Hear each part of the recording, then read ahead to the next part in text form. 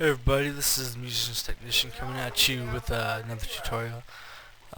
This tutorial, I'm going to go over intervals. Pretty easy thing to master, but I thought I'd go over them.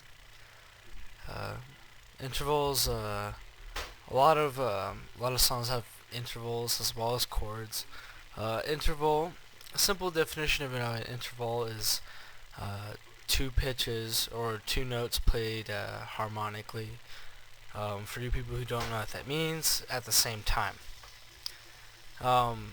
They can also be played melodically, which is obviously not at the same time. I'll show you in a second. As soon as there we go. Oh wait, no, sorry. I'm gonna just load up a piano. One I always load up, the Dream Piano. Yep. Okay. Good. Okay. So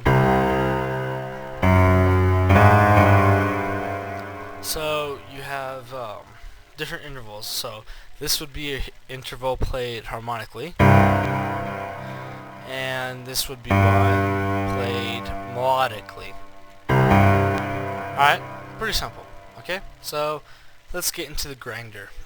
Okay, so there are a lot of different types of intervals. Okay, so we'll start with the most common ones that are used in music today. So the way you figure out what an interval is you can count the half steps leading from your root note to your interval. So 1, 2,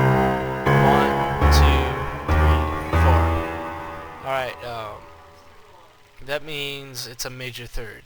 4 half steps is a major third, and so this is a major third. Alright, I'll play this, make this longer so it's easier to hear. Okay. Alright, if there's only 3, 1, 2, 3, this is a minor third. Alright, 1, 2, major second, and of course minor second, which is the Jaws thing. Okay, so major third, minor third, major second, minor second. Okay, now the next one is the major fourth. 1, 2, 3, 4, 5. That's fine. All right, 5 half steps is called the perfect fourth. Okay. And so I'll play that for you.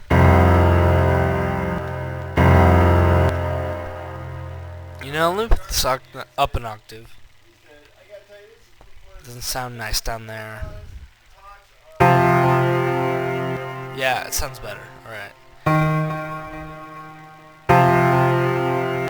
Very nice sounding, right? So that's a perfect fourth. It's also known as the do and the fa, right? Again, major third, do and the mi, minor third, do and the me, do and the re. Alright. Next one is the perfect fifth, which is another 2 half steps or 7. So 1, 2, 3, 4, 5, 6, 7. Alright. So you'll hear a lot of songs end on the perfect fifth interval, or sometimes it'll go like da da or something like that. Okay, so that's what the 1-5 interval is, perfect fifth.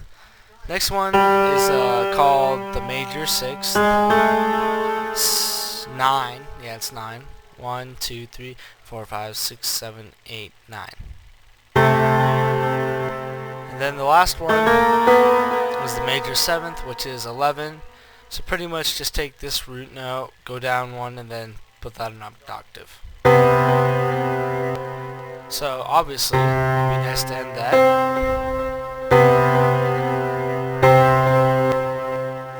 You know, that's a good major seventh is used mostly to get ready to resolve to something, you know, for cadence.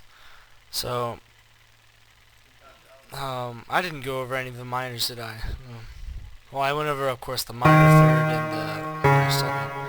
Okay, so pretty much, as you can tell, how we get our intervals is we just count half steps away from a root note, right? So, so we have established, right, that this is the perfect fourth, right? 5/5, right? Now, if you take this down one, it'd be a major third, right? But it would also be a diminished fourth. Now, why is that? Well, it's that for a couple of reasons. In music theory, if you look at staff paper, I know most of you will never look at staff paper. I can understand why. It's confusing. But the way music is written, technically, when you would want to write a diminished fourth, you couldn't write the C and the E, because on the staff paper the interval would be a third. And so to make it a fourth, you'd have to put it up to the F, and you'd have to flat it down, F flat, right? Well, F flat is E. I mean, E is F flat. It's the same note. Same thing if you see like a C flat, it's B. We know it's B is C flat. It's the way it's written in staff paper to be musically correct in their composition or whatever. Alright, so this is major third, minor fourth, diminished fourth, whatever. Anyway, so perfect fifth, diminished fifth, right? Major sixth, minor sixth. So when it becomes minor diminished, it goes down a half a step, alright? Good example, so this is minor sixth. This is a minor seventh. Alright. So that's intervals. I probably didn't explain this as well as I could. But the basic idea is that an interval is two notes. Now notice I didn't say three. If I did like three, we'd have a chord, alright? A chord is three or more, interval is just two. So an interval is two notes played at the same time or melodically. Different intervals depend on how many half steps away you are. So this would be a major third, while this would be a perfect fifth, and so on and so forth. Again, here's another chart to help you guys out, like the chord progression one. This one, it's for guitar, but it'll do the trick for you. Alright, so it's got your intervals, what they would be abbreviated as, the distance of steps, and then it says fret distance over here. Well, that's equivalent to half steps, okay?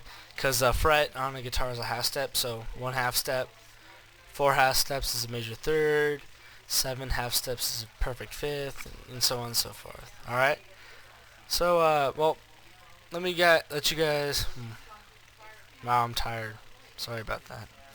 Well, let me know if you guys have any comments or questions. This isn't a hard part of music theory. This is actually quite an easy part. You can use intervals well if you just keep this chart around, look down when you're composing, and it'll be a cinch. You'll be able to experiment a lot more, because sometimes chords will give you this nice full sound, but intervals will create a bit less of a background noise if you have like something playing, and it'll create just different sounds. So experiment around with them, and I'll talk to you guys later. Alright, this is the Musician's Technician signing off.